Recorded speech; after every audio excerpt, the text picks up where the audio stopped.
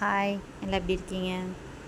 இன்றைக்கி நம்ம வீட்டில் சிம்பிளான சாப்பாடு தான். ஏன்னா நான் கொஞ்சம் லேட்டாக எழுந்திரிச்சிட்டேன். அதனால் லேட்டாக எழுந்திரிச்சனால வாசலில் சின்னதாக கோலம் போட்டுட்டு சாப்பாடெலாம் ரெடி பண்ணி வச்சுட்டேன். இந்த சாப்பாடு வந்து அப்பாவுக்கு எடுத்து வச்சுருக்கேன். அப்பா இங்கே நம்ம வீட்டில் சாப்பிட்டுருக்காங்களா, அதனால் சாப்பாடு, கீரை குழம்பு, வெண்டைக்காய் பொரியல், ரசம், அப்புறம் வாட்டர் பாட்டில் தண்ணீர் எடுத்து வச்சுட்டேன். மத்தியானம் வந்து வீட்டில் ஆளுனாலும் அப்பா சாப்பிட்டுக்குருவாங்க. கையோட பிள்ளைகளுக்கு லஞ்ச் பேக் பண்ணி எடுத்து வச்சுட்டேன். லஞ்ச் பிள்ளைகள் பேக் பண்ணும்போது எனக்கும் சேர்த்து எடுத்து வச்சுருவேன். எனக்கும் டிஃபனில் எல்லாத்தையும் எடுத்து வச்சுட்டு அப்புறம் மிச்சம் இருக்கிற சாப்பாடு, குழம்பு எல்லாமே வேறு ஒரு பாத்திரத்தில் மாற்றி எடுத்து வச்சுருவேன். மதியானம் மாமா வந்து சாப்பிட்டுட்டு மிச்சம் இருக்கும். சாயந்தரம் பிள்ளைய ஸ்கூல் விட்டு வந்து பிள்ளைய சாப்பிடுவாங்க. அதனால் எப்பவுமே சாப்பாடெலாம், குழம்பு எல்லாமே கொஞ்சம் சேர்த்து வைப்பேன். கொஞ்சம் கம்மியாலாம் வைக்க மாட்டேன். அதனால் நம்ம வீட்டில் இன்றைக்கி சாப்பாடு, கீரை குழம்பு, வெண்டைக்காய் பொரியல், சுண்டல், அப்புறம் கொஞ்சமாக சுண்டல் வச்சுருந்தேன், அப்புறம் ரசம். அவ்வளோதான். எல்லாம் பேக் பண்ணது போக மிச்சம் தான் இது. எல்லாத்தையும் பேக் பண்ணிவிட்டு சமைச்ச பாத்திரத்தை சிங்கில் போட்டாச்சு. விளக்கலான்னு பார்த்தேன். அந்த நேரம் பிள்ளை ஸ்கூல் கிளம்பிட்டாங்க. டக்குன்னு வெளியில் போய் பிள்ளைகளை ஸ்கூலுக்கு அனுப்பி விட்டுட்டு வீட்டுக்குள்ளே வந்து கடகடன்னு பாத்திரத்தில் விலைக்கு கழுவிட்டு வீடை கூட்டி விட்டுட்டு நானும் குளித்து கிளம்பி வேலைக்கு கிளம்பியாச்சு. 9 மணிக்கெலாம் நான் கம்பெனிக்கு போயிடணும். 9 to 9 உள்ளே கம்பல்சரி உள்ளே இருக்கணும்னு சொல்லிவிட்டு எங்கள் ஓனர் ஸ்ட்ரிக்டாக சொல்லிட்டாரு. அதனால் வந்து லேட் பண்ணக்கூடாது. லேட் ஆச்சுன்னா திருப்பி வீட்டுக்கு அனுப்பி விட்டுருவேன்னு சொல்லிடுவாங்க. அதனால் வந்துடலாம் சொல்லிட்டு நான் பிள்ளைகளை அனுப்பினேன். டக்குன்னு கிளம்பி வந்துவிட்டோம். எங்கள் மாமா டெய்லியும் காலைல கூட்டிகிட்டு போய் என்னை விட்டுருவாங்க. சாயந்தரம் நானே நடந்து வீட்டுக்கு வந்துடுவேன். கம்பெனிக்குள்ளே போனப்போ ஒருத்தர் மட்டும்தான் வேலை பார்த்துட்டு இருந்தாங்க.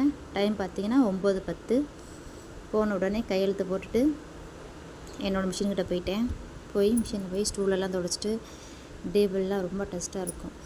நம்ம தைக்கிற பீஸு பூராமே டஸ்ட்டு உள்ளது தானே. பீஸ் தைக்கும்போது நிறைய டஸ்ட்டு வரும். அதனால் வந்துட்டு டெய்லி ஏர் பிடிக்கலாம், ஆனால் நமக்கு டைம் ஆகாதுன்னு சொல்லிவிட்டு மிஷினை ஃபுல்லாக துடைச்சி விட்ருவோம். நல்லா நீட்டாக துடைச்சி விட்டுட்டு அதுக்கப்புறம் தைக்க ஆரம்பித்தாச்சு. இன்றைக்கி நம்ம என்ன தைக்க போகிறோங்கிறத காட்டுறேன் பாருங்கள். அப்புறம் வந்து தனியாக வந்து கார்மெண்ட்ஸில் லஞ்ச் வீடியோ வந்து தனியாக நான் போட்டிருக்கேன். அதுவும் போஸ்ட் பண்ண பாருங்கள். அப்புறம் மிஷினை ஃபுல்லாக க்ளீன் பண்ணிவிட்டு உட்காந்து கழுத்து ரிவ்யூ வைக்க ஆரம்பிச்சிட்டேன். கழுத்து ரிப்புனா இந்த வேலையை பற்றி தெரிஞ்சவங்களுக்கு தான் தெரியும், மற்றவங்களுக்குலாம் தெரியாது.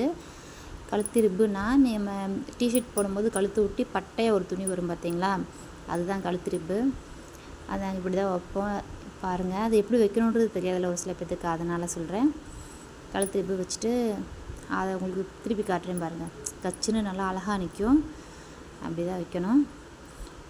அப்புறம் பார்த்தா கரெக்டாக மணி 11 மணி ஆயிடுச்சு. 11 மணி போல் இப்போ நாம் உட்காந்து வேலை பார்க்கும்போது கரெக்டாக மணி 9:15. அப்புறம் 11 மணி போல் கூட வேலை செய்கிற ஒரு பொண்ணுக்கு அவங்க பாப்பாவுக்கு பிறந்த நாள். அதனால் டீ கொண்டு வந்து கொடுத்தாங்க. காலையில் நேரம் அதிகபட்சம் டீ போடுவோம். அவங்கவுங்க மிஷினுக்கு வந்துடும்.